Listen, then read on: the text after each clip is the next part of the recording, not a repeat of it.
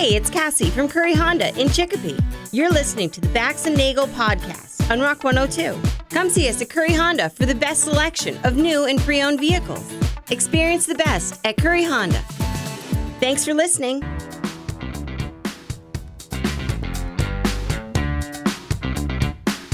Rock 102, Springfield's Classic Rock. It's 5:36.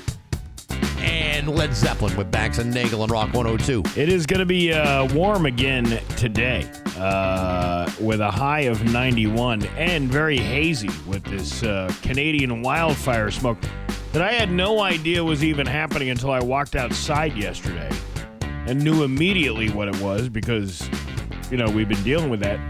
No news story about that at all until it was happening. No, I think we always assume that throughout the year, Canada burns.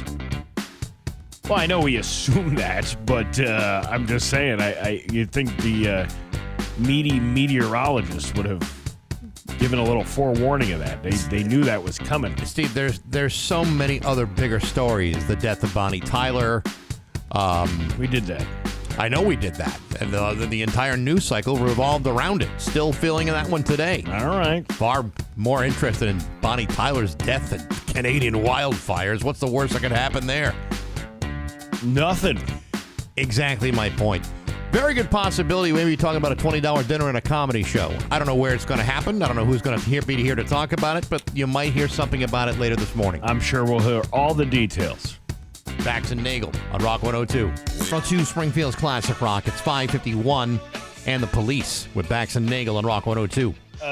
It is going to be warm again today with a high of 91. Tomorrow, more warm again with a high of 90. It is 76 right now in downtown Springfield. I feel like we should be calling it Warmageddon. Because of the sky? Yeah. Because of the orange sky? Well, that and the heat. You see that sun last night? It looked like the sun on that Star Wars movie, except there was only one of them instead of two. Right. It's crazy. Got a real Tatooine feel to it. Ah, man, I don't know if I like this or not. Hollywood Trash is brought to you by Western Mass Masons. Call them for all your foundation and chimney needs.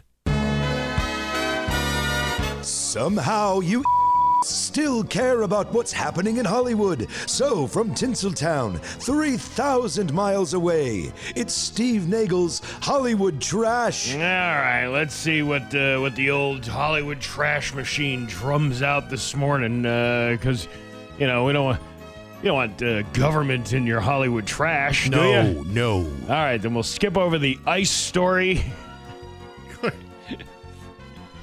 Because that needed to be put in there, apparently. Ryan Reynolds, let's talk about him, huh? Apple TV's upcoming action comedy Mayday follows the story of a cocky American fighter pilot who crashes in the Russian wilderness and teams up with an eccentric ex-KGB agent to survive. Let me guess. The cocky pilot is Ryan Reynolds.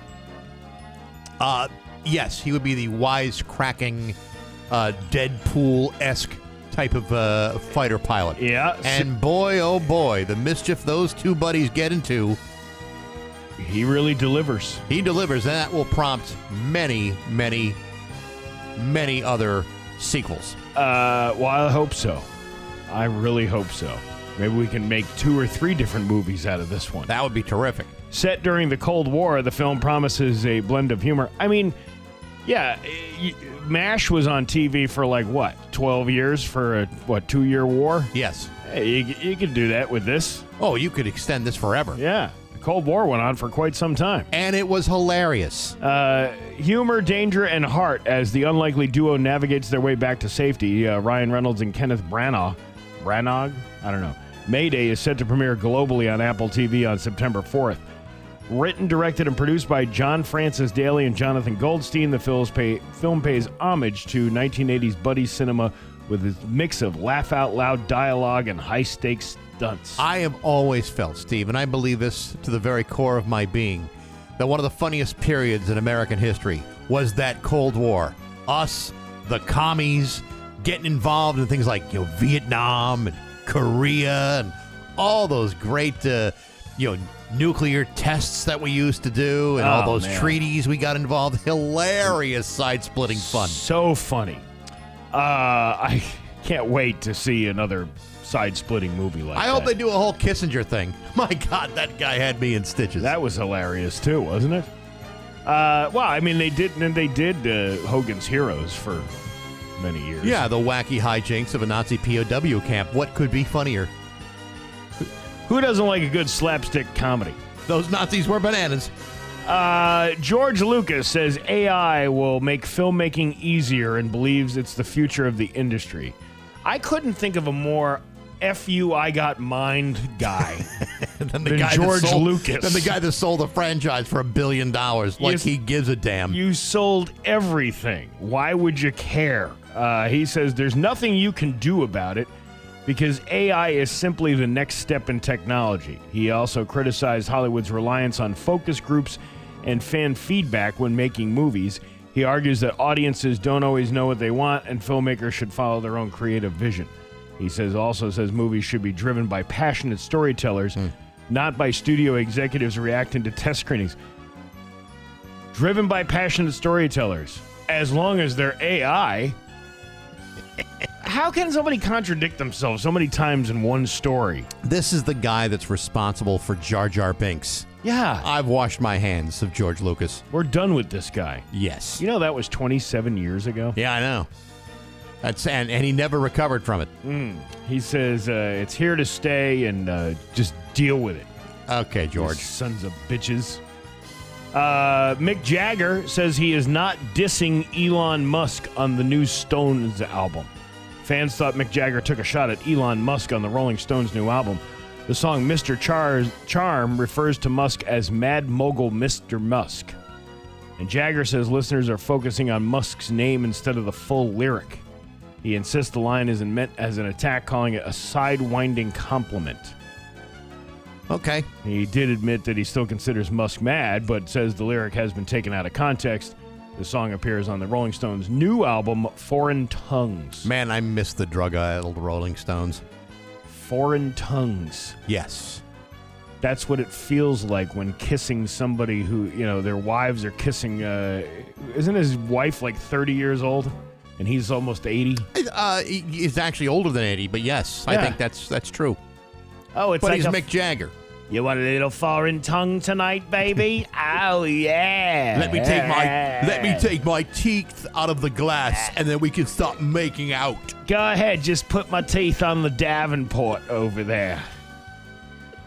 Make sure you grab some pens and an inkwell from the secretary desk. I need to sign a new contract with the devil.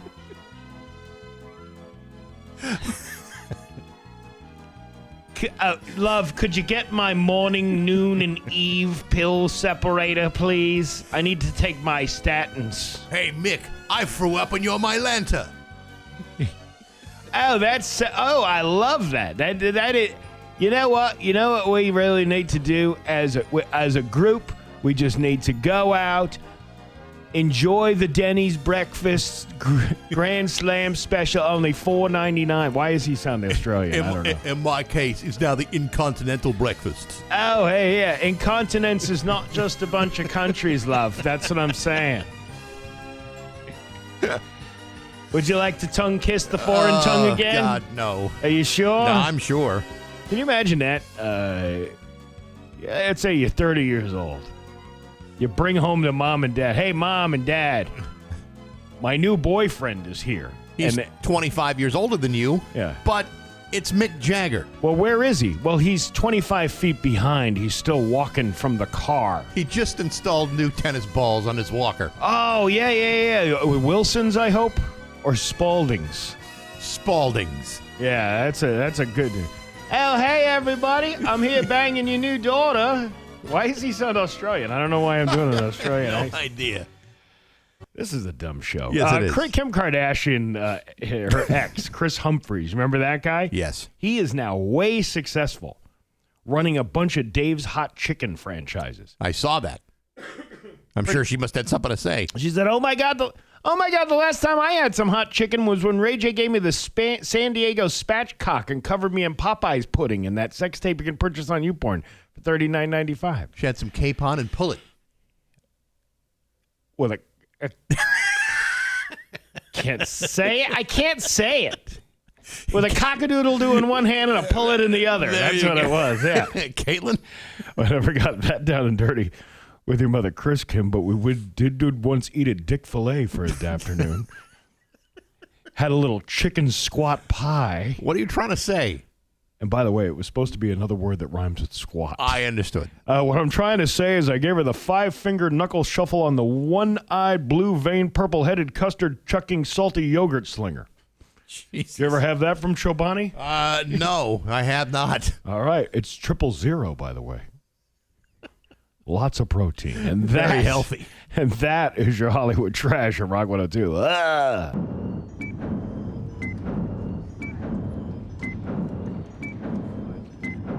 The following takes place between 6 a.m. and 7 a.m. And now, Bax's View from the Couch. Brought to you by Rocky's Ace Hardware, your grilling destination. Weber, Big Green Egg, Uni Pizza Ovens, and Traeger Woodfire Grills. Hey, good morning, sports fans. How the heck are you?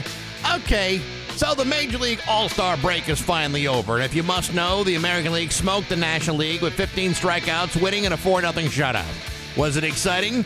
On some level it was, I suppose. But now that it's over, I'd like to focus on what comes next. Specifically, I'd like to get back to the Red Sox 9-game winning streak, which resumes Friday afternoon at Fenway Park against the first-place Tampa Bay Rays. To me, this is far more exciting than watching the All-Star game, which has come and gone.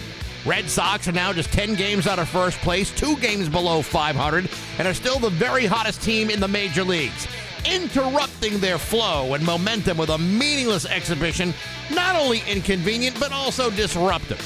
The Red Sox are coming off their best road trip in nearly 50 years, and yet for some stupid reason, Major League Baseball decided to break it up with a game that doesn't count and a home run derby, which is nothing more than glorified batting practice. Meanwhile, the Red Sox are looking at a sudden 10-game homestand which could be all the difference in whether they become a serious contender for a wild card spot, since they're only a half game out of that conversation.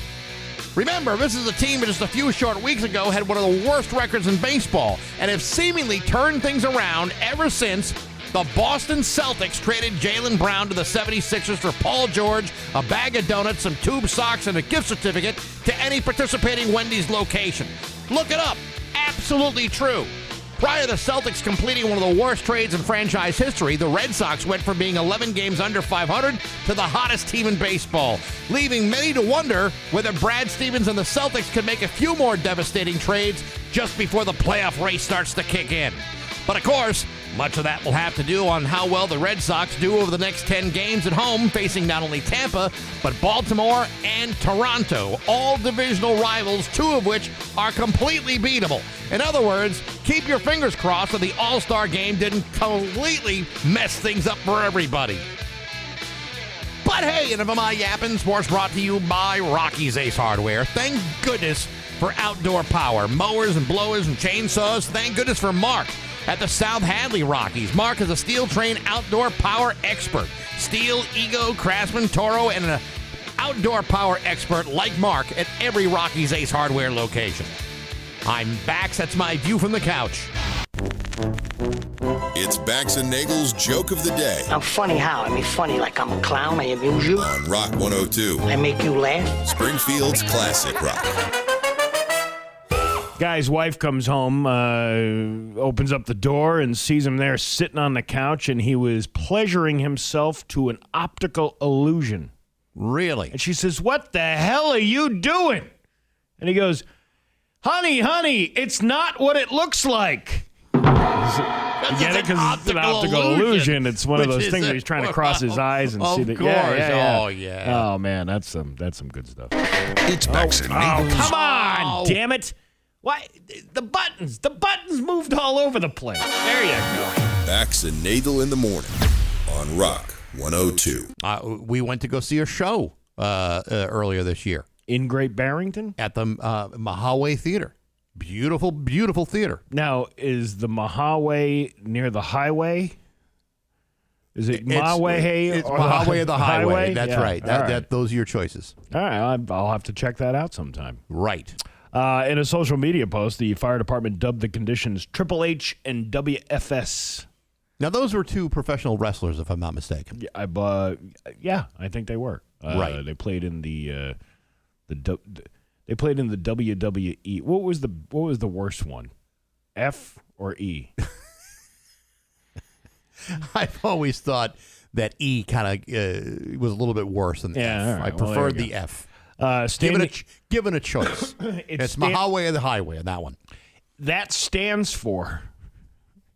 Yeah, I'm deciding whether this is my highway or the highway. It's Triple H and WFS, which stands for hazy, hot, humid, and wildfire smoke. Ah, yes. Officials said smoke from Canadian wildfires is creating hazy skies across the region, but there are currently no major health advisories related to air quality. However, residents who are sensitive to smoke or have breathing difficulties are encouraged to limit strenuous outdoor activity and take precautions while spending time outside. You might want to limit your breathing as best you can. Yeah, close all the windows. Yes. Cover every inch of any draft in your house.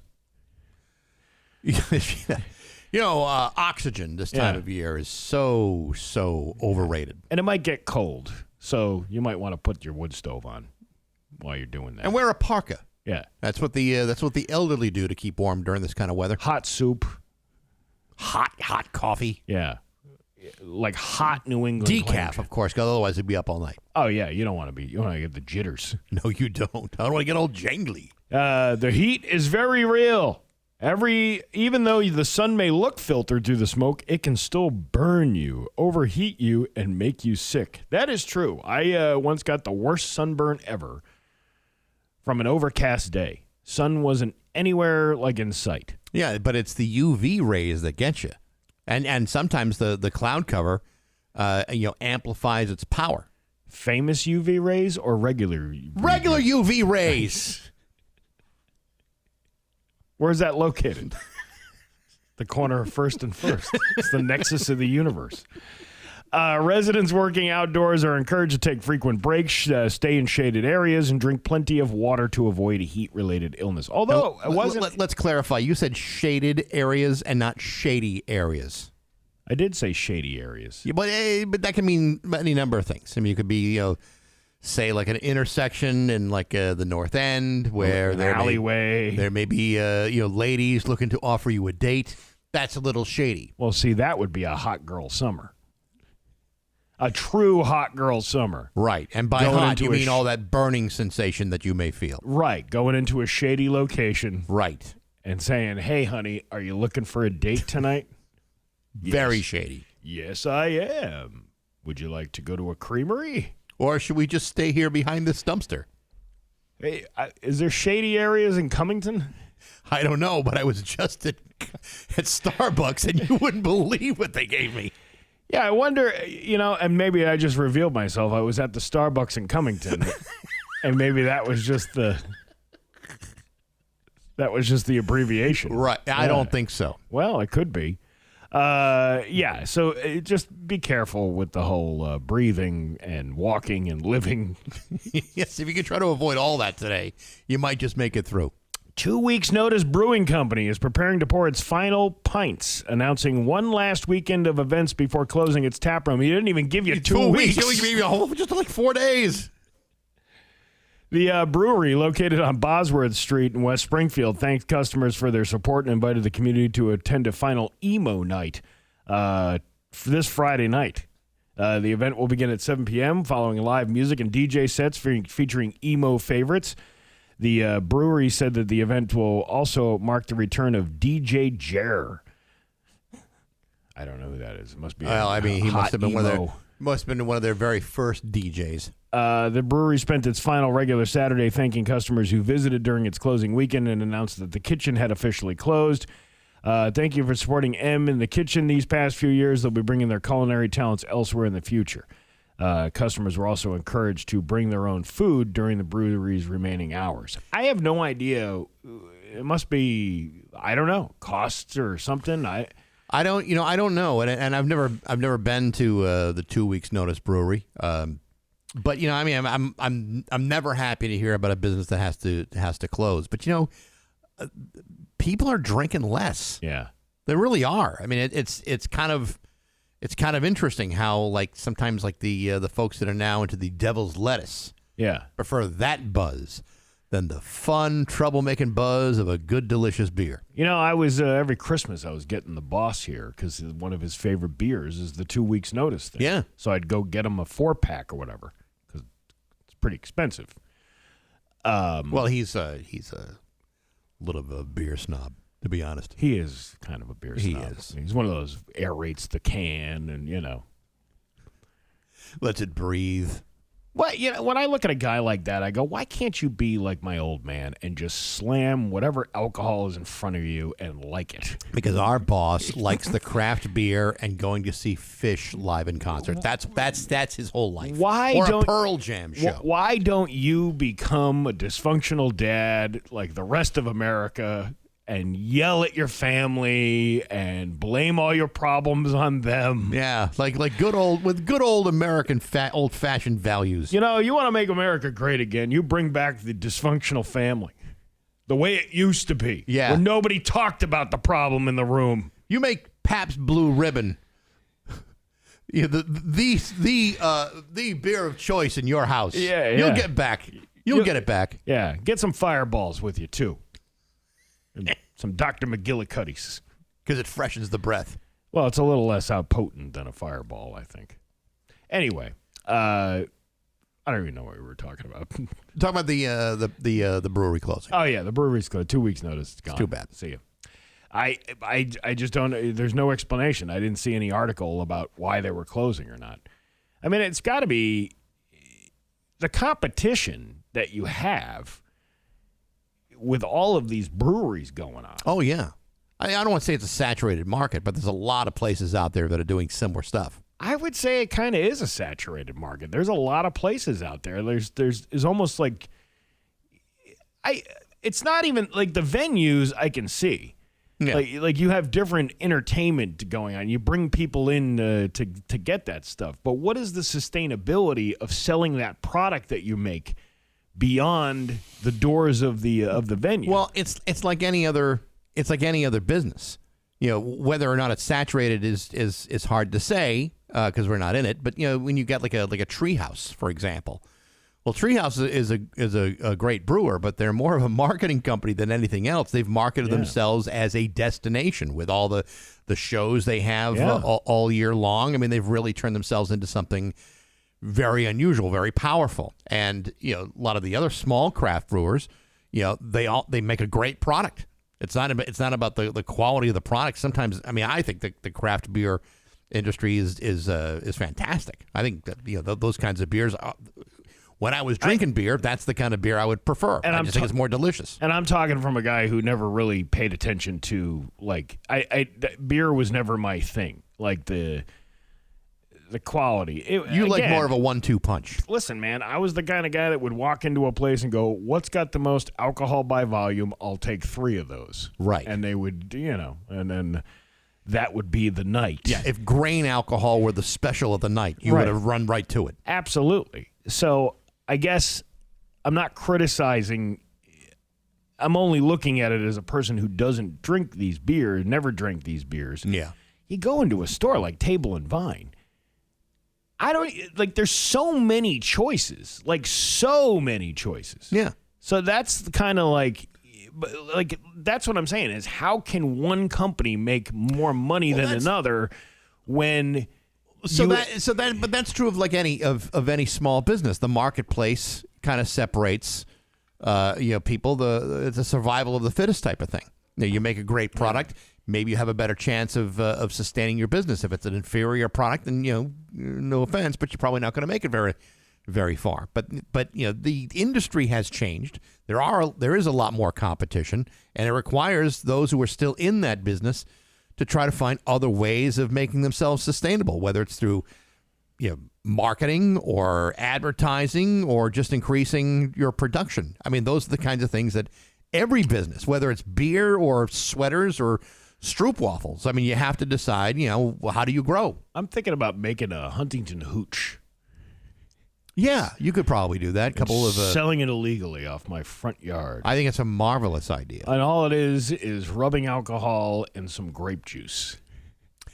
I did know some guys that built a still, and I would not recommend selling that in the commercial market because it was like rocket fuel. Yeah, that stuff's... I remember my dad used to go on these fishing trips every year with his buddy down to West Virginia. Uh-huh. And he'd come back with a gallon jug. Moonshine? Moonshine. They'd go buy it from these people in the hills. And he would... I remember him taking little shots of it, and, mixing it with his beer that he had. Yeah. The problem with moonshine, if it's done right, it's actually quite tasty. But it packs a punch.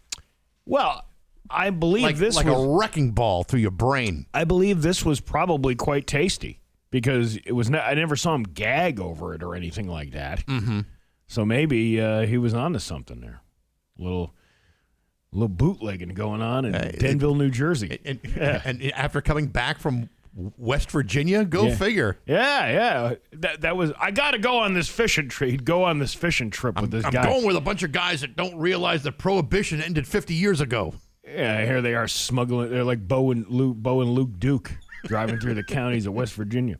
Your Pioneer Valley forecast today is going to be a heat advisory still in effect until 8 o'clock tonight. High of 91. Tomorrow, mix of sun and clouds with a high of 89. It is 80 right now in downtown Springfield. I'm Steve Nagle, and that's the news on Rock 102. Oh, yeah. Springfield's Classic Rock, 654, and Bad Company with Bax and Nagle on Rock 102. It is going to be hot, hazy, and humid today with a cloud cover from the California, Canada. It's Canada wildfire haze, although Canada sounds pretty good. It does, but that's not how you say it. High of 91. Tomorrow, mix of sun and clouds with a high of 89. It is 80 right now in downtown Springfield. Well, we're expecting Marty Caproni at some point this morning, whenever he damn well gets around to it. But in the meantime, let me just tell you that if you have not downloaded the Rock 102 app, I don't know what you're waiting for because it's awesome. It's available for iPhone and Android devices. You can take Rock 102 wherever you go. Listen to station podcasts like Bax and Nagle On Demand or Baxy's Musical Podcast. You can access station contests, events, the concert calendar. Also connect via social media, and the open mic feature is always up too. It works on Apple CarPlay and Android Auto. You just go to rock102.com to find out what else is there, and you can download the app in the App Store, whichever one you're using. It's the Rock 102 mobile app from Rock 102, Springfield's Classic Rock. I'm going to be a little careful when I talk about this because it is morning time, and nobody really wants to hear details of this particular story. But there was a story that I saw on my feed yesterday, on my Facebook feed from the New York Post, about this woman, and the headline is, "I'm in the hospital with explosive diarrhea parasite. I wouldn't wish this on my worst enemies," right? Yes. And then you read the article, and, this whole thing that's been going around, it's affected several states. There's people getting sick. It's like this really bad case of a parasite that people are getting. And it could be coming from certain like lettuces and things like that, all these different ingredients. Nobody really knows. That's kind of the weird part about it. Right. This woman wound up in the hospital because she's immunocompromised. So it's not to say that, she's talking about being in a hospital bed because she's already had other issues. That's why she was in the hospital. But most people who get this just have a really bad case of the Appleberry two-step for a few days, and then it's over with. You get it out of your system. But she, in this story, it was one of the most descriptive things I could ever... I read this story also, and it was like... All you need to say is, I'm having intestinal issues. Yeah. As opposed to what she wrote or what she claimed was going on. The line of, did you get to the part where she said, I wouldn't wish this on my worst enemies? And then she said, except maybe an ex-husband. Not my ex-husband. An ext-husband. Which meaning, suggests there could be multiple ex-husbands. Yeah. So, I don't know how far... that just seems like a vindictive type of person to... Is it possible that this woman's name is Lucy? Could be. Lucy Goosey? Yes, yeah, Lucy Juicy Goosey. Juicy Lucy. Juicy Yeah, Lucy right, Goosey. of course. Yeah. It could be. But I love reading the comments on these stories, and the only comment that stood out to me was the guy who goes, reading this article was better than reading Penthouse Forum back in the day. I'm 58. Because this lady was 50-something years old. And I'm like, see, the gems are always the comments. That's the best part. Of the random comment in the wild. It's 6:58 with Bax and Nagle at Rock 102. The following takes place between 7 a.m. and 8 a.m. Bax's View from the Couch. Brought to you by Rocky's Ace Hardware, your grilling destination. Weber, Big Green Egg, Uni Pizza Ovens, and Traeger Woodfire Grills. Hey, good morning, sports fans. How the heck are you? Folks, I don't know if you've ever noticed, but amidst all the all-star activities, including the home run derby and last night's 4-0 American League shutout during the all-star game, it's suddenly come to my attention that baseball players allegedly make a lot of money. Now, I'm no financial expert, but I believe in certain monetary circles, the correct language is that baseball players make an assload of money, with the average salary coming in at just over $5.3 million per season, and with Juan Soto of the Mets making the highest paid salary at $61.9 million a year. Why am I telling you this? Because you might also notice there's been a lot of discussion lately about baseball's collective bargaining agreement, which expires on December 1st.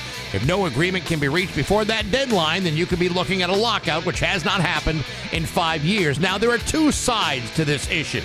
The owners, who overspent on player salaries, are demanding a salary cap. The players, who are making exorbitant salaries, prefer not to have a salary cap because to do so would limit their ability to make $61.9 million a year salaries. Amidst this potential stalemate, Major League Baseball has launched their Level the Field marketing campaign, which argues that a salary cap is good for baseball. The Players Union strongly disagrees, suggesting that everything is just fine without one. So, as we get closer to this inevitable stalemate, I'd like to offer the following thoughts. Folks, we are just 4.5 months away from having to endure a public disagreement between two parties that will claim that the other side is consumed with unrestricted greed. Neither side of this argument receives any of my sympathies. I'm not going to feel bad for the players who are making an average of $5.3 million a year, nor am I going to feel sympathy for the owners who gave it to them. My sympathies lie with the ticket-buying fans, who are the ones who will continue to pay for this dumpster fire no matter what they decide. And since you've already had to remortgage your house just to afford enough tickets for your family, I think this thing is already quite unfair. But hey, enough of my yapping. Sports brought to you by Rocky's Ace Hardware. Put a Blackstone in the backyard. The Blackstone Iron Forge 4-burner outdoor griddle. Only $500 at Rocky's. Yes, 4 separate heating zones. You can have steaks and eggs and toast, all in different parts of the Blackstone. Available right now at your neighborhood Rocky's Ace Hardware. I'm Bax. That's my view from the couch. Springfield's Classic Rock at 7:14. Van Halen with Bax and Nagle on Rock 102. Hot, hazy, and humid today with a high of 91, a heat advisory in effect, as well as a Canadian wildfire smoke overlay, if you will. It is 80 right now in downtown Springfield. Well, I didn't expect this to happen, but Marty Caproni is in the studio to talk about a $20 dinner and a comedy show. What?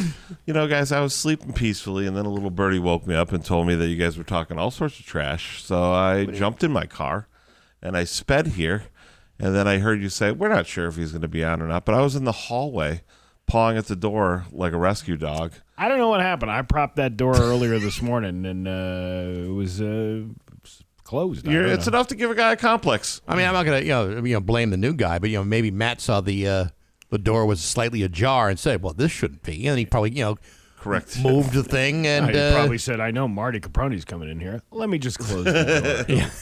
We told him to do that. You know what's funny is you guys had the whole conversation on my way here, and then when I got to the main door, I put the code in, and it didn't work. I put it in like 3 times. I'm like, man, maybe they really don't want me to show up here today. So, hey, listen, somebody deleted my voicemail a couple of weeks ago. You weren't really using it anyway. I guess not. Yeah, No, why would you need that? Yeah, why would an employee need a voicemail? Yeah, it's completely unnecessary. But either way, welcome. Yes. And $20 dinner and a comedy show tomorrow night at the Shortstop. Chicken cacciatore and rice is on the menu. Yes, but unlike other weeks past, that will not be our headliner. Who is your headliner? Well, this is the thing. We the chicken cacciatore and rice is one thing. It's probably my favorite meal they do. But the other big thing is we got Dan Gurin coming in. So Dan is he's a pro. He's been there before, but it's been probably close to a year. I think it's like 2 years that he's been there. Yeah. And he's a pro. Works all over the country. Does cruise lines. He's a legit comic. So he'll be there tomorrow night. And then Friday, as opposed to the normal cavalcade of hacks that you normally have. We have Marty Caproni and Steve Nagle every week. It's very illegitimate. Yeah. We do have the cavalcade of hacks between Steve and us. We also have a new guy coming, Brett Bean. He's a new kid, so it's always fun to see a new face. We will flick the bean on stage and we'll that's- let him do his 5 boy. minutes. Very good. Yeah. Very Bean good. flicker. Big flicker. And I think Anthony Pagan, who is all sorts of social media fame We now. were talking about him yesterday. We're both the big fans of his social media stuff. It's really funny. He's really.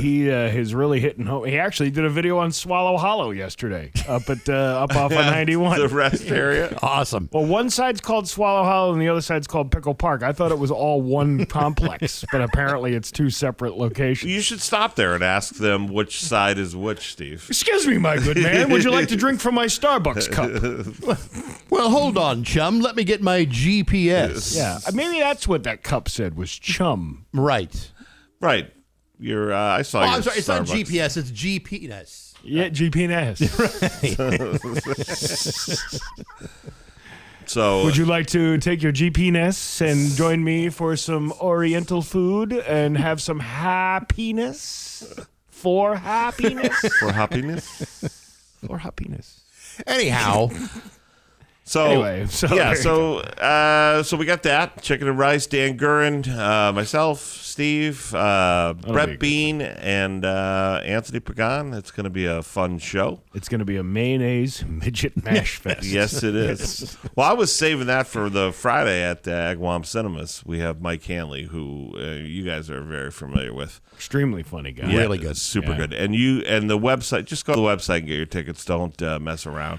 They've changed it, so it's easier to do now. You don't have to click the times. You and- still have to click, but there's only one option for the time in this, and it doesn't look as confusing. So Yeah, if you're having trouble adding the tickets to the cart, make sure you clicked all the buttons. yeah, so you should be able to figure it out. Shouldn't be a problem. Very so good. Do that. Save yourself $5. Movie theater comedy. that's the real stuff right there. Actually, it's a very cool place It really to do a is. show. It really is. And you got we could do so much with the visual thing behind us with the projector. We haven't even got to that yet, but they have beer and wine too, so it's awesome. So and they have like little tables at the seats, so people just sit there and drink beers and Nice. watch the show and eat movie snacks. It's great. I do have to say, as much as I enjoy a good audience participation sometimes, Yeah. you gotta be respectful of people who are on the stage. Yeah. We dealt with this at Uncle Larry, Papa Bob, Jacob Ladder's Tavern on July 3rd. We had Yeah. a great crowd that came out to Super enjoy great. the show, except for this one guy who felt like he was part of the show. And wouldn't shut up. But he's from Pittsfield, so he didn't know any better. I think he was from Dalton. Even worse. Yeah. Even Well, he worse. worked But even in people Dalton. from Dalton should know that if your name is not on the marquee, then you shouldn't be participating in the show. Well, I don't see a problem, if you're asking somebody, hey, where are you from? And then, the comic riffs about, oh, hey, you're from Dalton or whatever. You make a joke about whatever. And then you move on. There's no, we don't particularly zero in on people unless you're causing Yeah. an issue. Well, we did that show. This is funny. We did the show outside because the heat was so bad. So we did it in the backyard. They have a stage and everything.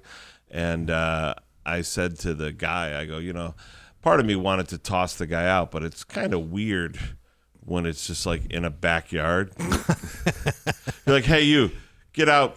Go stand on the other side of that fence over there on that side of the lawn. When there are no walls, yeah, it's kind of hard to throw somebody out of something. Exactly.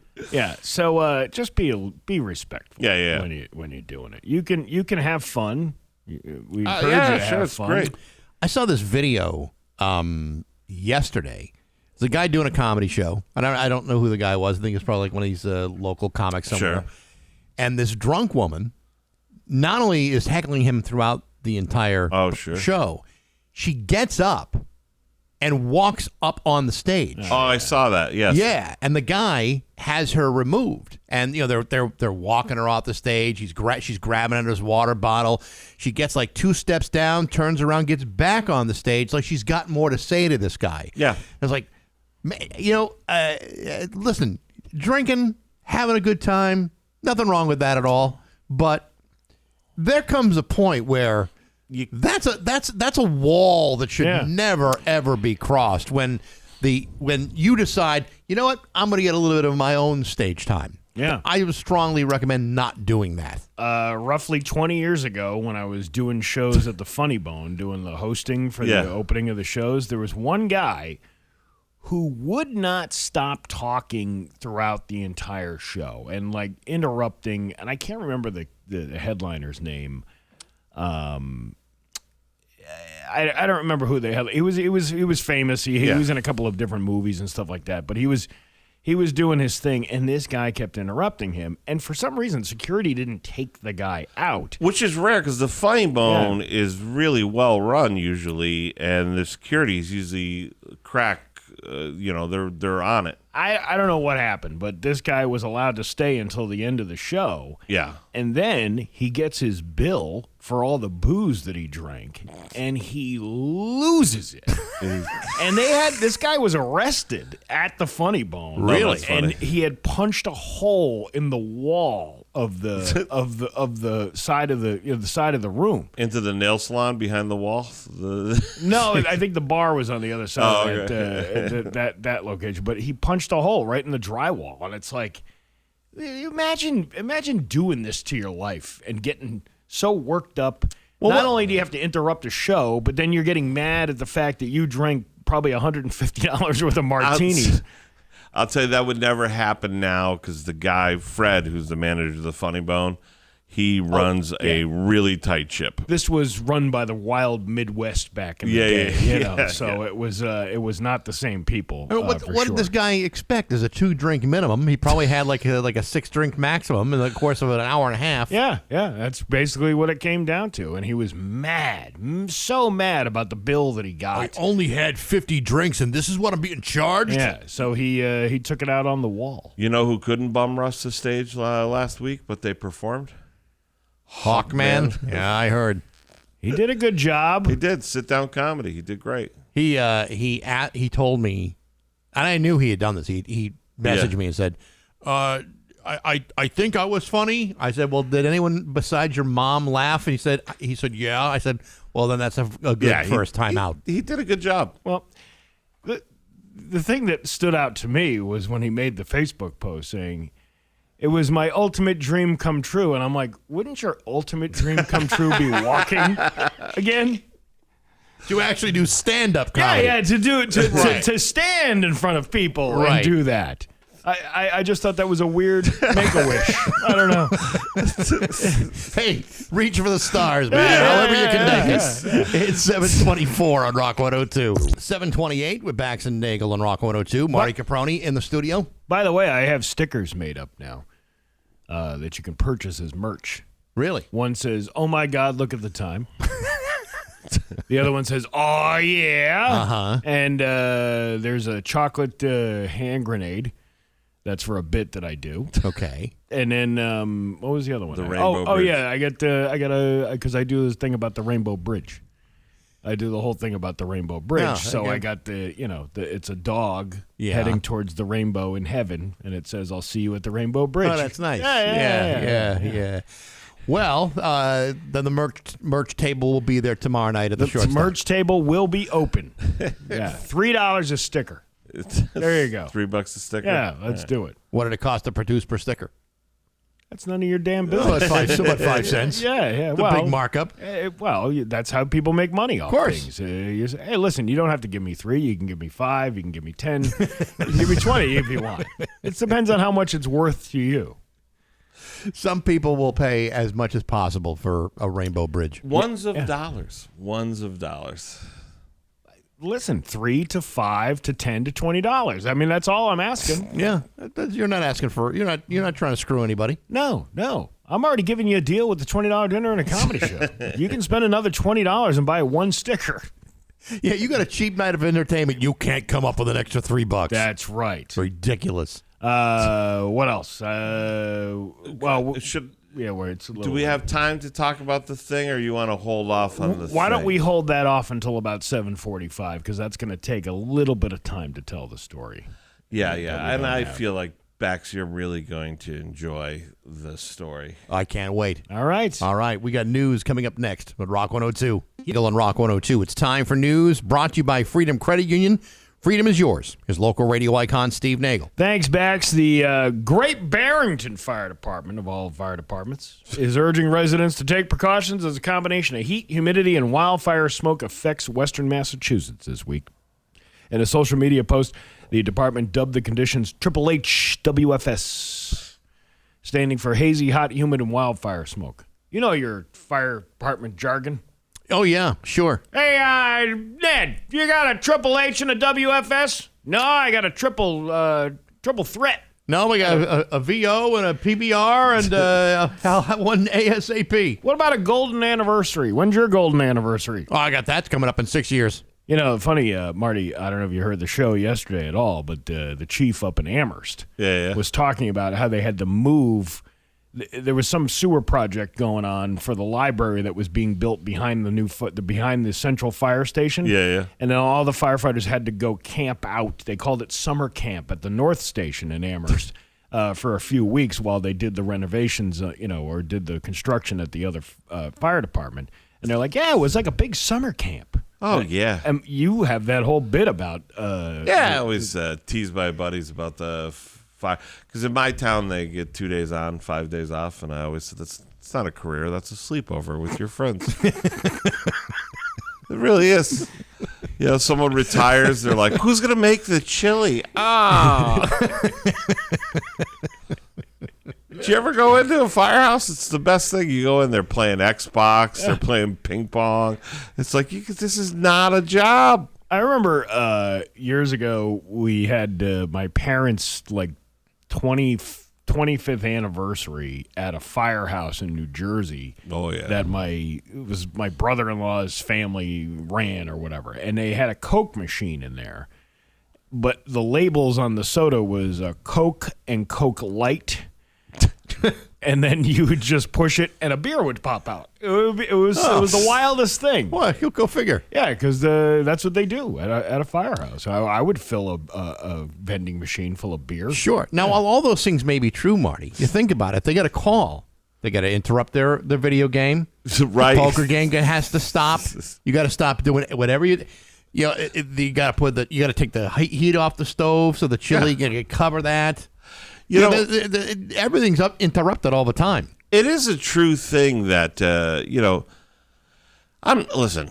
It's a hard job, and I love firemen by nature. They're really they're generally really jovial, happy people who are trying to help people. But like that job in the 80s was a job when there was no fire-resistant sheetrock or sprinkler systems. Your neighbor falls asleep with a cigarette and half the neighborhood would burn down, and you'd have some guy with a giant big porn mustache show up on your front lawn. He'd have to find out which window had the sticker to go save your kids first. Ron Jeremy with his giant hose. Yeah, and then he'd sit on your lawn and smoke a pack of Marby Reds right after. That was the job. Now, they got like one dumpster fire a year. They're all taking pictures, putting it on Instagram. Saved it. Did it. Did it. We even got that cat out of the tree, too. And we've never had more firefighters in our life, even though nothing catches on fire anymore.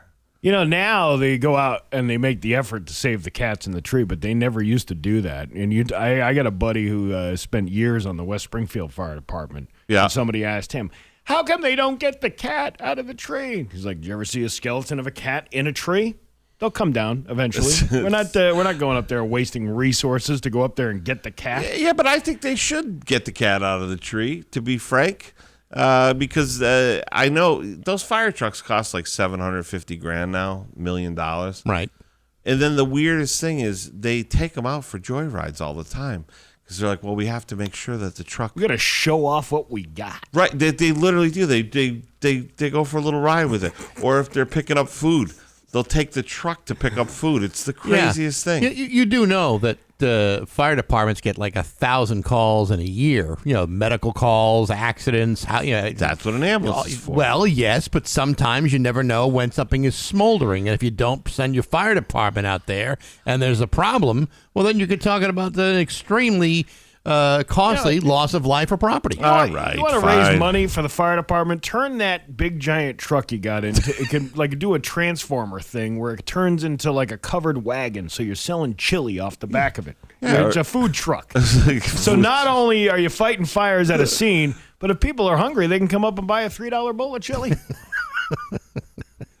I will say this: no one drinks like firefighters. Have you met the Massachusetts State Police? Well, certain members. So, not here in Western Mass, maybe in Eastern Mass. Canton, they had a pretty good run out there.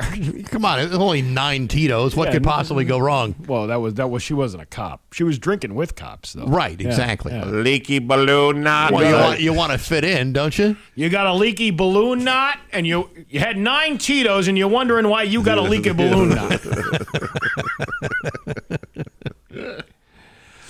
All right, enough with the firefighter stuff before I get sprayed with a hose. Oh, you're going to get a water cannon in your backyard, no problem. I do this all the time. All of my friends that I grew up with are all firefighters in my town. It's fun. It's hey, listen, I give a lot of credit to busted stones. I had one time I had a smoke in my pellet stove malfunctioned in my own house. Yeah. They just run right in, dude. They don't even care. Like that's the piece that a lot of people don't have is I'm just running in to this house, even though I have no idea what is beyond That's that in door. Huntington, where your only qualification to be a firefighter is they give you a little red light to stick on your car so you can drink and drive in town. No, I don't think that's. Yeah. I don't think that's the qualification. I don't think so. I thought that was their. I thought that was their trade-off. Listen, firefighters are local heroes, each and every single one of you. Except you, Dave. But other than that, you're all heroes to me. Except you, Bill. Anywho, it's walking into a firehouse. It's like walking into an AA meeting. They're all Bill F. Bill. I will tell you this. We are going to get our asses handed to us the next time we're out with firefighters. Well, they know it's a joke. They know it's you know what? Firefighters are probably the ones that can take all that guff. They have a good sense of humor. Not like these cops. I'm just kidding. Oh, no. They're making fun of us again. It's okay. They're going to get over it. All right? They're fine. The South Hadley Select Board convened Tuesday night to discuss eliminating the town's current ban on marijuana establishments. Yeah, I mean, you got to be high to live in South Hadley anyway. The initial discussion weighed the potential for new jobs and tax revenue against existing concerns about public health and safety. Town Administrator Lisa Wong said that this meeting offered the board a chance to evaluate both the potential benefits and concerns associated with allowing marijuana businesses. She highlighted that with more than 90% of South Hadley's tax base stemming from residential property, any commercial contribution would be significant. Yeah, because they couldn't get the budget passed. Right. So now you're looking for other ways. And you know what? Maybe we will lax those laws that we have about letting marijuana businesses come into our town. It's what's happening in this state. Eventually, just so you know, I mean, they've legalized gambling, right? Legalized weed. Right. What's next? I don't know. Prostitution. Let's do it. That's it. We're gonna have Governor Coakley in a pimp hat and a fur robe. I don't know about that, but it seems to me that might be one of those things that we may be voting for someday. Yeah, prostitution legally, especially on the streets of South Hadley, right in the town common there. Who doesn't want to go into the Tower theaters after getting? I don't know. Yeah. Look, the weed dispensary thing. Here's the other problem with the weed dispensary thing. As long as we're getting letters, let's get a bunch. Here's the only problem. It's more of like an axe to the back of a head rather than a letter. Right. Who's the suspect? It's either a firefighter, some guy on weed, or a prostitute. We're not sure. Here's the thing. I was listening to you guys talk about the brewery on the way in, the 2 weeks notice brewery, and you were saying that the market's saturated, which I do believe with the craft beer is a true thing. That's going to happen to the weed stores now. There's so many weed stores. It's already kind of happening. I mean, it is hard to justify having as many licenses out there as they have. It's gotten out of hand. And this is the thing though. Then you got a place like South Hadley, and these people don't want to drive all the way to Chicopee to get their weed. You mean right over the bridge? Literally. Yeah. South Hadley's North Chicopee, just no one's told them yet. Well, the falls portion. Just like The falls is. Hey, you get up near the golf courses and everything. You're in good shape up there. Just like Belchertown's North Ludlow. It's the same thing. Yeah, I don't know about that. Yeah. I mean, to me, South Hadley is kind of like, in a way, like Long Meadow North. There's parts of South Hadley that are very, very nice. Yeah, well, I'm not saying. First of all, how dare you? Are you trying to say Chicopee is not nice, sir? No. You trying to say my home city of Chicopee is not having nice? lived in Chicopee with my sad, recently divorced apartment, of course. For example, over the weekend, I did a video in the parking lot of a Holiday Inn Express in Coventry, Rhode Island. Oh, that's terrible. I said I was in Warwick, and then you had all these people on TikTok arguing back and forth. Hey, bud, you're in Coventry, not in Warwick. Two completely different things. And I'm like, yes, the only difference was airplanes flying over my head as I was watching a softball game all weekend long. There really is not that much of a difference between Warwick and Coventry. It's almost like saying in that area where that bridge is in Chicopee, from one side to the other, you're in Holyoke. All right. Oh, now you're getting crazy. It looks the same. You wanted letters. Now we're getting now we're crushing the entire postal service. Oh my God! Look at the time. It is gonna be hot, hazy, and humid today, with a high of 91. Wildfire smoke in effect today and tomorrow. Tomorrow, high of 89. It is 80 right now in downtown Springfield. I'm Steve Nagle, and that's the news on Rock 102. Oh yeah. Video. I just gave you the forecast there. Marty Caproni's here. $20 dinner and a comedy show tomorrow night at the Shortstop. Yeah, Chicken Cacciatore Rice. Dan Gurin, nationally touring comedian, performs on cruise ships all over the country. He'll be this weekend. He'll be up in Rochester, so he wanted to run his set. So he's coming down to do tomorrow's show, which is going to be great. He's a great comic, and hope y'all come out and see him. Yeah, Chicken Cacciatore and Rice, my favorite dish too, by the way. Look at that, double whammy. Yeah. Great headliner and great food. And then Friday, Mike Hanley at the Agawam Cinemas. Go online and get that. And then Saturday, we got that. We're at the French Club. The French Club in Vernon, Connecticut. I'm sorry, I don't speak the international language of love. What is that again? It's the French Club of Vernon, Connecticut. You never been to the French Club? I have not been to the French Club. Well, you need to come to the French Club and try the croissant. I never the go baguette. croissant. Is it baguette or baguette? I don't know what it is. What about a crepe? So now we're gonna get letters. And then Saturday we're gonna beat up by a bunch of French guys. So we've pissed off firefighters, the town of South Hadley, and the French. Is there anybody else we want to go for now? Yeah, these Canadians. Let me tell you, with their secondhand smoke. wildfires. You and your Canuck smoke coming down. This bothers me that I quit smoking and now these Canadians are smoking for me. You know what I mean? Well, it does cause low birth weight as well. Perhaps you should get yourself checked with an X-ray. I'd love to get myself checked if we could get a doctor's appointment here. We will need $700 from your government. Talking about the $20 dinner at a comedy show. Last week, we're out in the lobby. You got a friend there. Yeah. We're talking, and go ahead. You can paint the picture. All of what's right. going So on. we're talking about, again, this comes up about the whole Steve ordering veal. Okay. And he's making fun of me, telling me I'm an idiot. Okay. You order a cow, it's the same thing as veal. So I'm explaining to him the difference. And then I said, look, there are some things that I can't eat because of that on the conscience. It's not, and I said veal, foie gras. Okay. Lamb, octopus, because they say octopus is like as smart as a fifth grader. So I'm talking about that. But fifth graders aren't as delicious dipped in butter. I have to tell you Absolutely. that is the truth. Oh, God. Absolutely. So they are making fun of me. These two, him and Mike the Long Guy, are making fun of me. And they go, why not lamb? And I go, because I don't want to kill a baby that hasn't even lived a life. And he goes, well, then have an adult lamb. And the two of them were like, yeah, just have adult lamb. And I'm like, that's a sheep. That's mutton. No, and then these two idiots were like, no, it's not. They believe that a lamb was a separate animal. Separate animal? Yeah.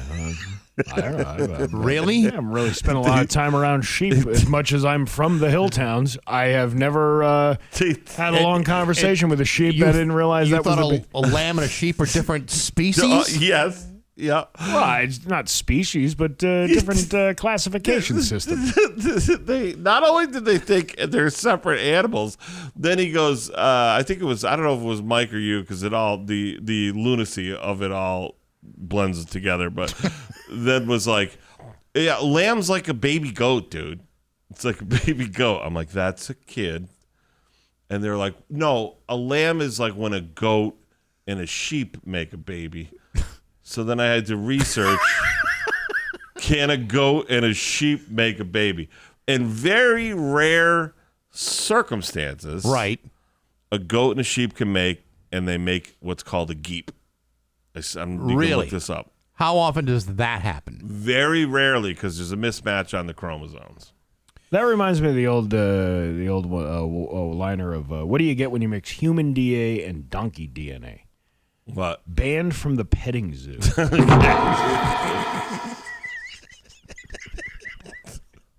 It was one time, I swear. Yeah, I tripped. I just fell in. I can't be blamed. Marty is right. These are of the same genus, the same species. Yes. Lamb, sheep, goat. But is there anything that you might not be educated, like fully educated on, that you've been wrong about your entire life? Of course, but when it comes to meats, I'll argue all day long. Well, I mean, it's an animal. It's a four-legged animal. Your parents didn't get you the little speak and say with the little arrow that you put on the animal and it goes brrr, and then you go. The veal says, "Marty, eat me." No, I had the dysfunctional family see and say. The alcoholic dad says, "Go, who's watching the TV in there? God, turn the damn lights off." And the codependent mother says, "Nothing." She says nothing. Everything's fine. It's all good. It's all good. See, this is what I go back to. It all goes back to your childhood, Steve. That's why you like eating young animals. You like ruining their childhood. Do you know other classifications of young animals? Yeah. Like what? Like what's a horse? A foal. What about a donkey? Ooh. I know a donkey can be a zebra and a donkey. I don't know what a baby donkey is. Oh, how could you not know that? Mister, I love animals, I would never eat a baby one, even though I'll take a giant Fred Flintstone-sized steak and eat that. Well, zebra meat is not readily available in most stores. And donkey isn't served in restaurants, so go again. What about a baby swan? What? You don't know your baby animals? You never had a see and say that you could learn on? No one's ever said what's a baby. Do you know what a baby swan is? Yeah, it's called a swan. It's called a baby it's swan. It's called a swan. cygnet, actually. Yeah, it's not. Never even. No one's heard that name ever. How does it taste breaded and smothered with like a gravy? Okay. Ooh, that sounds delicious. It tastes like sheep. I don't think it does. Try some animals that have legitimate names. Kangaroo is a joey. Was it a joey? Yeah, it's a joey. Oh, he's right about that. Looked like a Phil to me. I didn't picture it for a joey. Well, that's perverse. Yeah, well, yeah. You gotta do what you got to do. Also, my nephew's name. You're just upset that you're trying to find something to get me on when you are just the most hypocritical person. Well, I can't eat baby cows or lambs. I will eat a steak. There's logical fallacies on both sides. Right. Now, Marty, you pick and choose what you want to eat, but yet you veal and lamb, you don't you won't eat, but you would eat. Right. You would eat a cow. You would eat mutton, perhaps, if you like that kind of thing. But to not know that a lamb is a baby sheep or what about a mare? That's what does that eat? That's a horse. Mares eat oats and does eat oats, and little lambs eat ivy. A kid will eat ivy too. Wouldn't you? Of course I would. Hey, by the way, somebody on the Route 10 Tire line, there's a French firefighter pimp listening right now that is just fuming somewhere. Sitting in his car in South Hadley. It's 7:57 on Rock 102. The following takes place between 8 a.m. and 9 a.m. Rock 102, Springfield's Classic Rock, 8:13 and Rush with Bax and Nagle on Rock 102. It is going to be a mix of sun and clouds today, hot, hazy, and humid with an overcast of the Canadian wildfire. High of 91. It is 83 right now in downtown Springfield. Marty Caproni in the studio, $20 dinner and a comedy show tomorrow night at the Shortstop. Yeah, we got Dan Gurin, Chicken Cacciatore and Rice, new kid Brett Bean, myself, Nagel, Anthony Pagan. It's going to be fun. We're going to flick the bean on stage. There you go. And then Friday, go online now to agawamcinemas.org and get your tickets to see Mike Hanley. We also have Christy Kay, who's very, very funny. We had her close out one of the Thursdays. She's on the show with Mike Hanley, so that's going to be, and Steve will be there, and I'll be there. It's going to be a great show. It's going to be a mayonnaise midget mash fest. I didn't say that. Oh, and then Saturday, Vernon, the French. At the French Club in Vernon, Connecticut. Yeah. That's like the Paris of Connecticut. Yeah, Vernon. Yes. Vernon. Come down to Vernon, Connecticut, and we will take care of you and your women. You know what I want to do, though? You know what I want to do? If we have time, Steve, we should go down early, and we should go to Ryan's Deli. Oh, yeah, I've been there. Very good. That's a good place. The pickles are the half sours or whatever they're called, or there's something, I don't know. They're really good though. But Ryan's is like a legit deli, like New York style. Roast beef sandwich. Yeah, that's rye good. bread. Oh man, was that good? Mm-hmm. Yeah, and some kettle chips and a pickle, and you're good, man. You're good to go. Nom. Now I'm hungry. Yeah. Well, I didn't take very. I would have thought that talking about the lamb and the veal would have put you over the edge for the hunger. I was on a staycation last week, traveling all over the great area of Western Massachusetts and Rhode Island. Which is your favorite? Last week I stopped into an antique shop on Route 2 up near Shelburne. Okay. Yeah, you walk into these places. There's this old guy. He's looking at these daggers, right? And these daggers that are in this case that this guy's got in the antique shop. And as soon as we walk in, all I can hear is this guy telling a story. And he's telling, and I'm just like this is my new thing now. I'm just sitting back and listening to people's conversations from afar. Okay. Because they're very interesting. And this guy goes into this old story.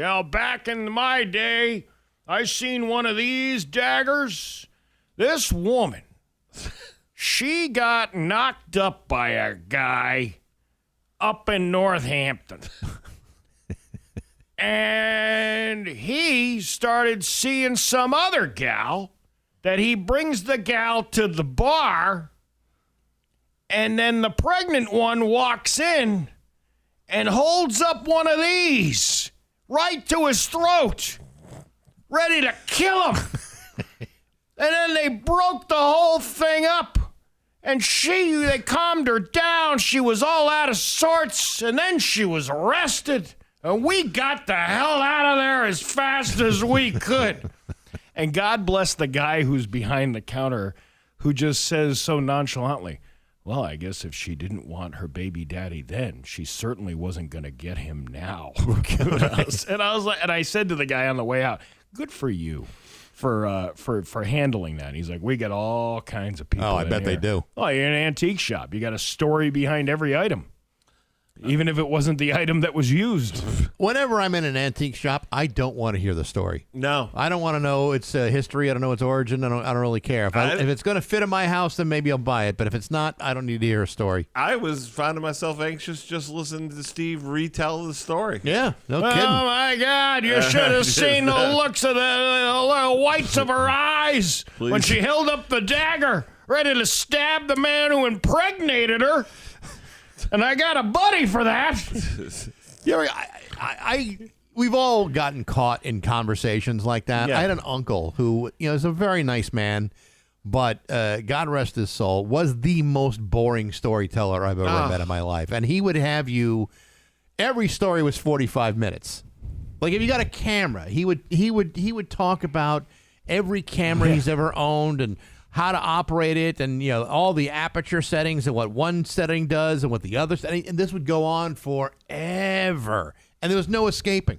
And he never left an opening when you say, "Hey, listen, Uncle Ray, I gotta go use the bathroom, and I may never, ever, ever come back." Yeah. So you'd burst in absolute total boredom. You know what I appreciate about my mother's side of the family? No one does that. Because if you tell a story and it's even slightly boring, people are it's like the Gong Show. What's the point? What do you get to a point? It's my cousin Bob had a big cookout. We do it every year for 4th of July, but we did it on the 12th. And there's nobody. Every story somebody tells has to be funny or interesting, because otherwise you're just cut off. You're done. Yeah. Well, that's the way it should be. Right. You're telling a boring story. Right. There's no point to it. Cut you off. That's how I felt with the antique guy. I was getting listen, nobody wanted to hear that, but everybody was hearing it who was standing within proximity of this man. I don't go. Do you go to thrift shops and antique shops a lot? From time to time, if we're in one, we walk past it. We might say, let's go and see what they got. I do the thrift shops, but never the antique shops. And I do the thrift shops because I'm looking for baseball cards. Oh, baseball cards. Because I'm a child. Yeah, sports cards. I wish I hadn't thrown all those away. That is so painful to even hear. I kept the gum, though. The gum is still from 1983. Nothing says delicious like a 43-year-old stick of gum. Don't knock it till you tried it, Bax. I'm a frequent. That's my little nerd thing. I love going to those places. I love finding things. I actually at that antique store, I found a $12 3D pirate face. Really? Which I then brought home and hung on my 3D Jesus that I have. So it's like Jesus holding up the pirate face. What is a 3D? I don't have to show you a picture. Well, of this it doesn't now. translate to radio. This is terrible. Well, I'm sure he's got an explanation. No, there was no explanation. I just liked the way it looked. Do you know what he's talking about? That.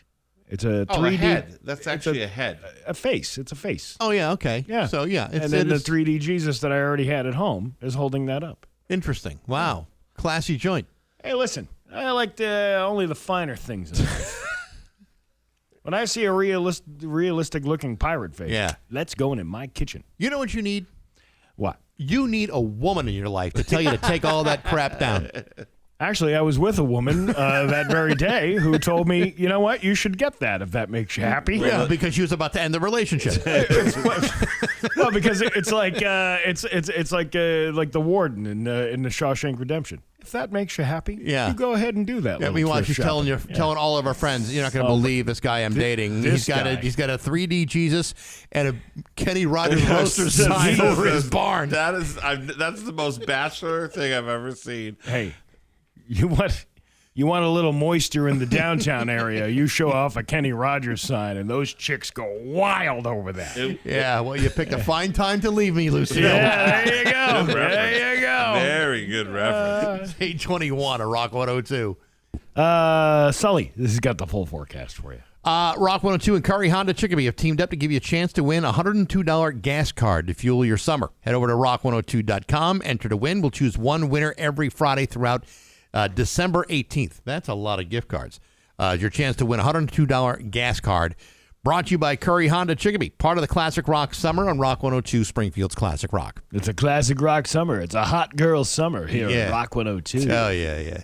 See my little dainty outfit that I'll be wearing around the studio. Look at you being so coquettish here in Longmeadow. It's a hot girl Classic Rock Summer here at Rock 102. Get some of your hot girl summer drinks. $20 dinner and a comedy show tonight. Chicken cacciatore tomorrow. Tomorrow night. Yeah. Chicken cacciatore rice. Dan Gurin, who is absolutely fantastic. You see him on different cruise lines and tours all over the country. Brett Bean, myself, Nagle, Anthony Pagan. It's gonna be a mayonnaise midget mash fest. Yeah, that's what they tell me. Yeah, that's what I hear. And then Friday at Agawam Cinemas, get those online. Please go get those online. That's going to be Mike Hanley. I mean, awesome. He's unbelievable. And I got Mike Hanley and Christy K coming in for that one. Nagle and I will be there as well. So that's going to be a lot of fun too. Yeah, I'm telling you, the cinema movie. You wouldn't think in your head that it would work, but it does work. It's super fun. It's a really cool room. It's a great. Yeah. I mean, it's an auditorium.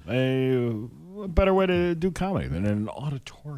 Both options, by the way, are very well air conditioned, which you don't think would matter until it's this time of year and you realize, God, I'm not going anywhere if it's not air conditioned. Well, I mean, it's hard to leave the house sometimes when it comes to weather like this. But you're absolutely right. If the destination is a temperature-controlled room, that's totally worth it. Way worth it. Absolutely. I always say that too. Even when I have air conditioning in the house, I don't want to cook right now. Do you feel like that? Like you don't want to cook, like, because then you're just going to heat up the house, even with the air conditioning going. Oh yeah. Listen. We've eaten leftovers for 2 straight nights because it's just too damn hot. Right. That's what I said about the Thursday show. I'm like, why would you want to cook? You know what? It is cold cut season. Like, this is the perfect time to have the cold cuts from your local deli. Uh-huh. Yeah. Yeah. And it's easy to, you just make a little sandwich, or you can make, you don't even need bread if you don't want to. You can just chop it up with some vegetables.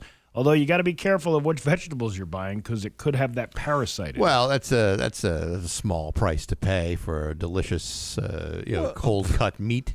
What's the parasite thing going on? I see this. It's some sort of explosive diarrhea that people are being affected by this. There's no origin of where it's coming from. They're suspecting it's coming from like salad or lettuce or like cilantro or stuff like that.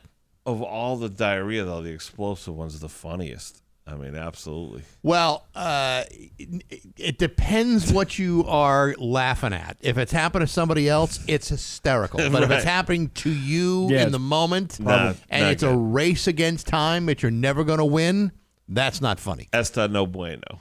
Yeah, I told you the one this morning, and it was a story in the New York Post, and the lady, she was immunocompromised, so she wound up actually going to the hospital. Oh, wow. Yeah, that's not good. But the story, my God, I have never seen something described so descriptively that way. It's like a James Joyce novel. Yeah. How have they not figured out where it's happening? Well, because first of all, They should be able to tell you, like, hey, cilantro. They don't get know. it, or wash it if you have it. I don't think they know, because most people have eaten all the evidence, and then secondly, it's anything that wasn't eaten already has already been rotten and thrown away. So you gotta wash your salads, and the bag salads, like the pre-cut salads. Those are bad. Those are not. Those are, you don't know what the hell's going on over there. You know how like a key word can just bring back a memory? Sure. You just said something. James Joyce. You said James Joyce. Yeah. In my high school, when I was in Syracuse, in my high school upstate New York, we had a substitute teacher. His name was Mr. Joyce, and his name was James Joyce, and he looked like what's his name? Kenny Powers. Okay.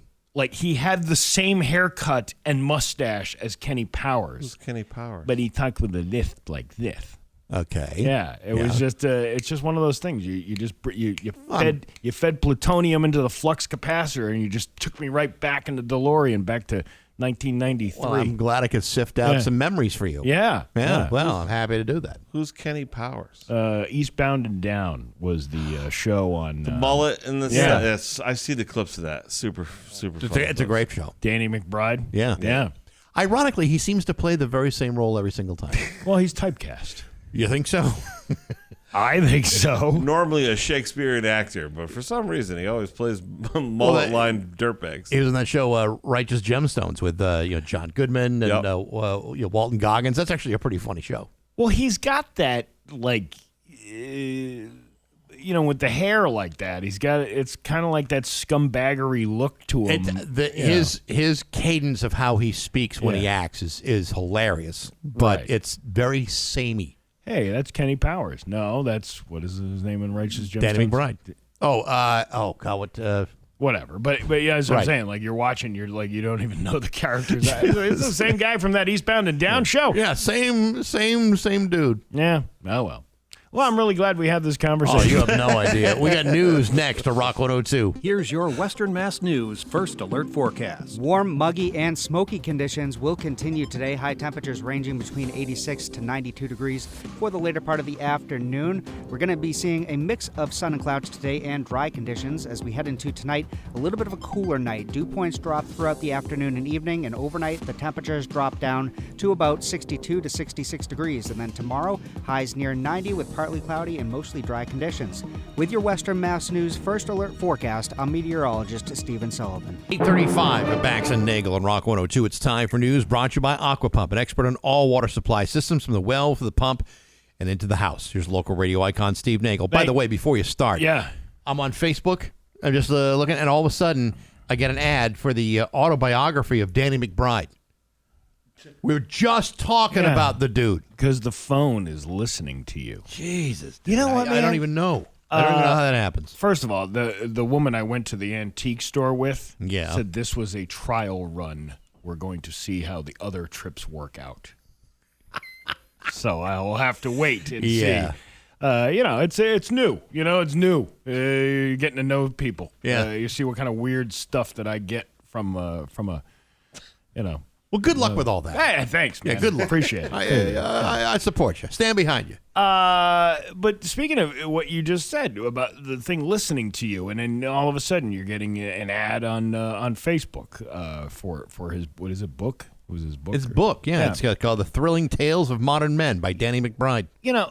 Yesterday we had this conversation about AI and why you shouldn't be using it, and how it makes you untrained, makes your brain untrained. If you're a seasoned writer like Bax, I would consider Bax a seasoned writer, writes those views from the couches every single day. Told me years ago. Discipline is the key to that, and coming in and doing it every single day at 4 o'clock in the morning, that's what he does.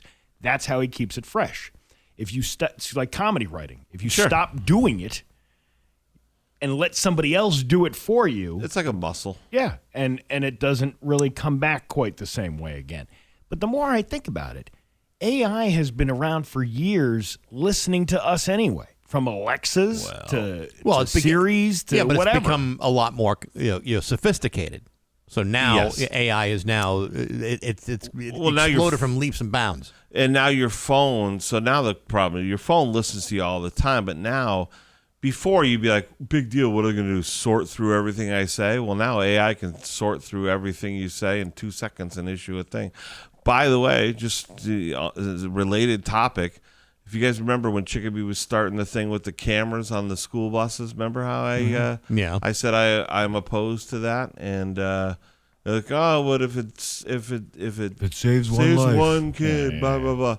And well, you see what's happening with these flock cameras now everywhere. They're taking all your information and they're storing them in a data center. And there's people are revolting. They're sawing the cameras down. They're burning them out with lasers. They're spray painting them. Well, because people have had enough of it. And if you listen to the people who are for it, no one's for it. The company's for it. Law enforcement is for it because they're like, well, if we can help catch an individual, sure. That would be all worth it.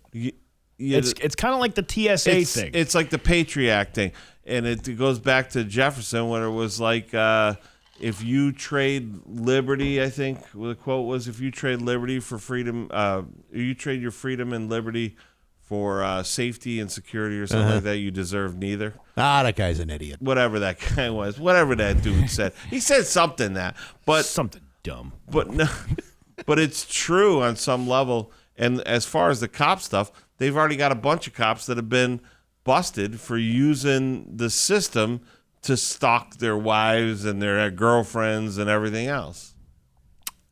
So. Well, I mean, you got to find out where she's going on the weekend, am I right? Or maybe you could learn to build trust between the two of you, and it's not so important where she goes. Exactly. Thank you. You're welcome. There was a story last week I read about a cop who got disciplined because he was stalking a woman by running They were running license plates to try to find these women online so they could date them. Yeah. That's a thing that happens. Yeah, that's. I don't know if you want that kind of information being out there. It would make a lot of sense before we all go 100% into this whole AI territory that maybe we start teaching about AI in schools so that we kind of understand the parameters. Right. We understand the ethics. We understand all these things that AI presents to us so we can actually start teaching ourselves how to use it correctly. Yeah. As opposed for the purposes of evil. Well, a lot of the kids coming up, the Gen Z, I guess, or whatever, or I forget what, Gen Alpha or whatever, a lot of them are dead set against AI. My daughter, she's in college. She's like, she's dead set against AI. Well, I mean, it's just like what Steve said, just a second ago. It's like if you start relying on AI, you no longer flex the muscle that makes you good at something. Sure. If you're just relying on artificial intelligence to get you by, you're not really learning much of anything other than how to manipulate AI. It's not like you're feeding your own intelligence or your ability to learn.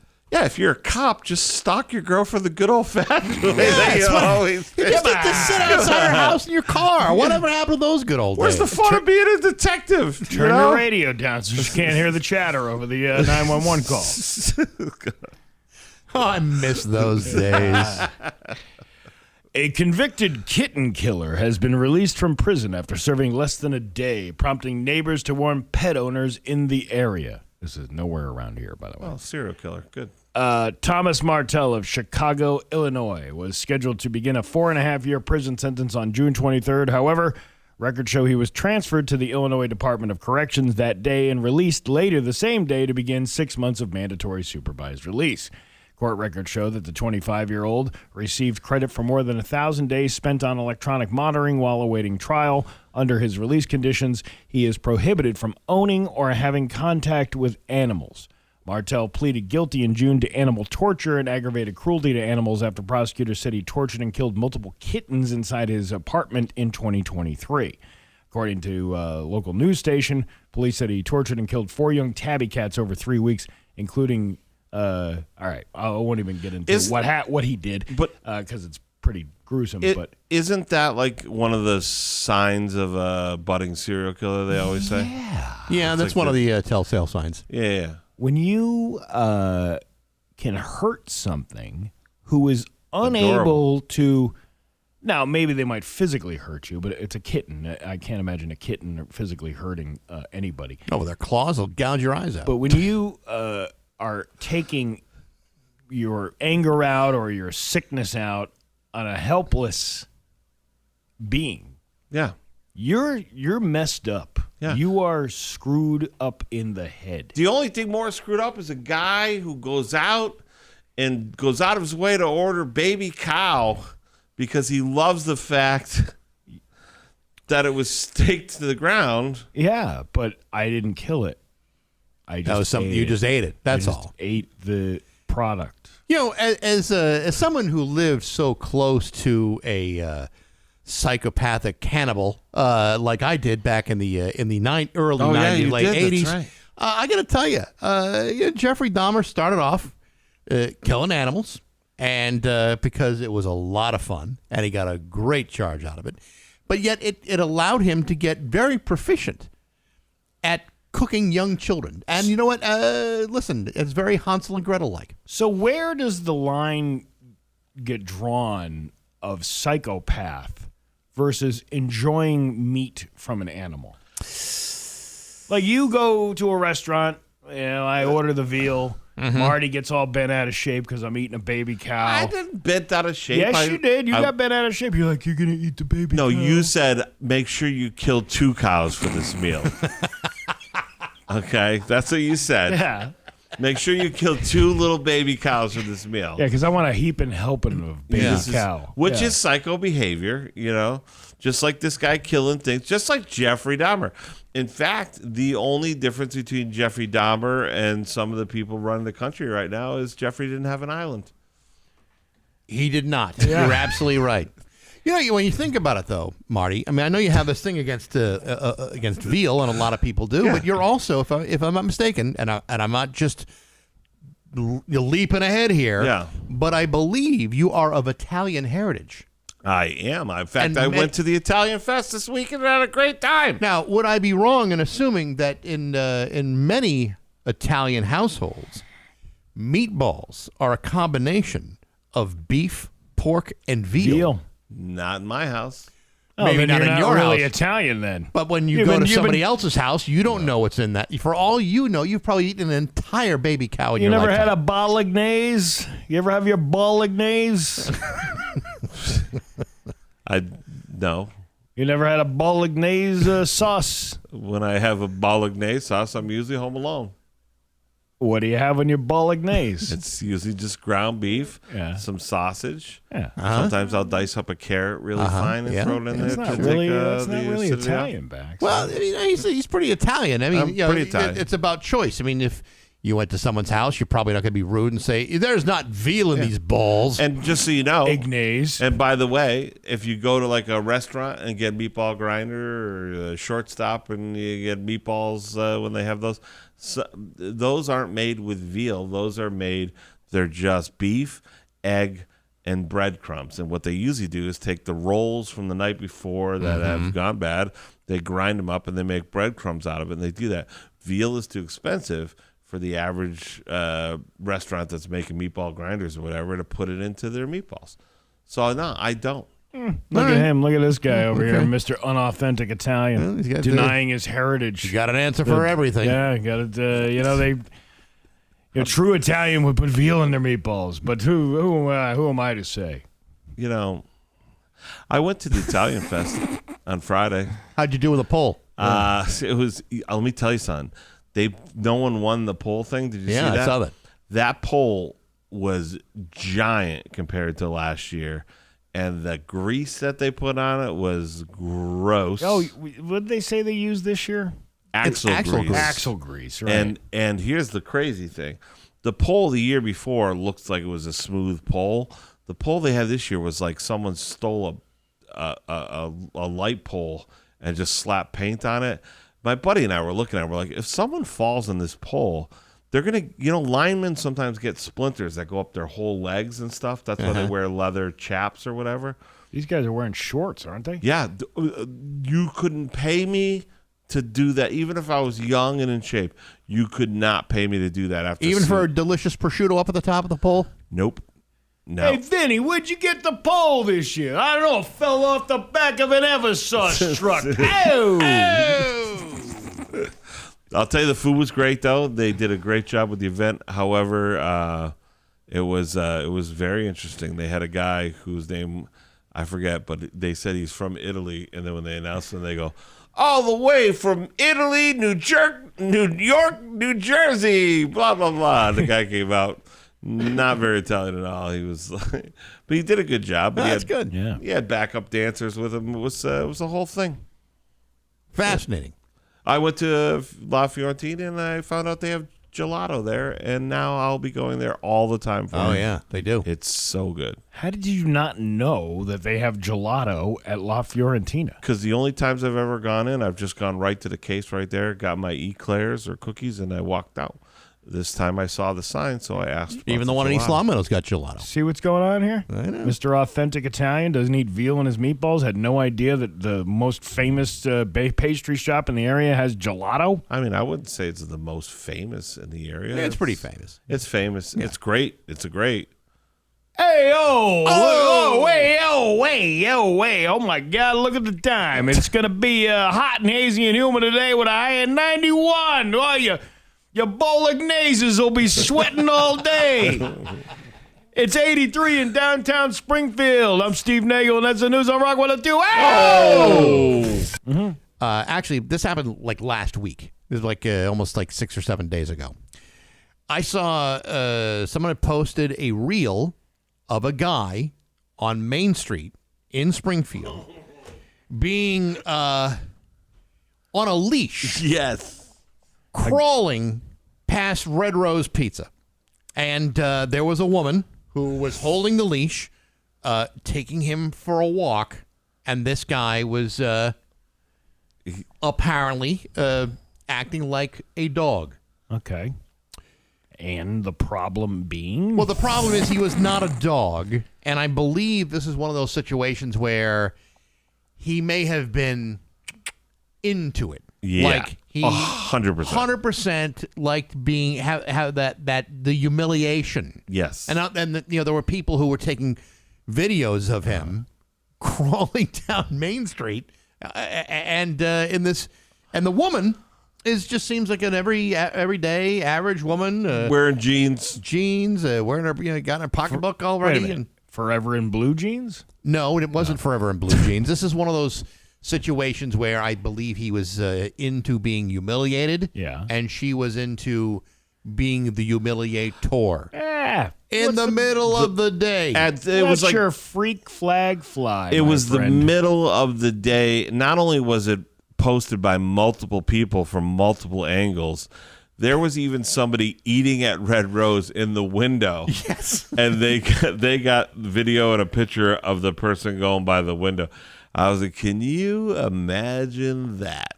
Yeah. Well, I don't see a problem with it. Well, maybe you don't, but I think if you're trying to enjoy that delicious house salad and a pizza from Red Rose. Steve was in the mask. That probably was Steve. Yeah.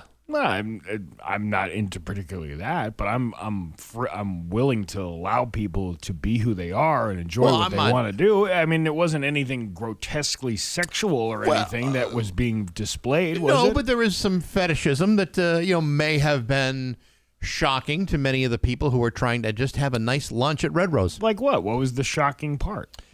There's a guy on a leash being walked by a woman on his hands and knees on a anybody sidewalk. Naked? No.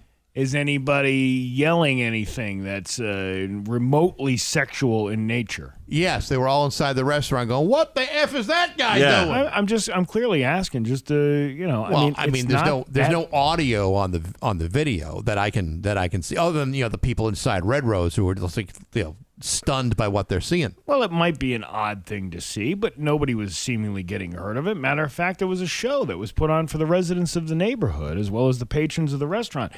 are you telling me that neither of you are into anything that might be seen as not ordinary among the people?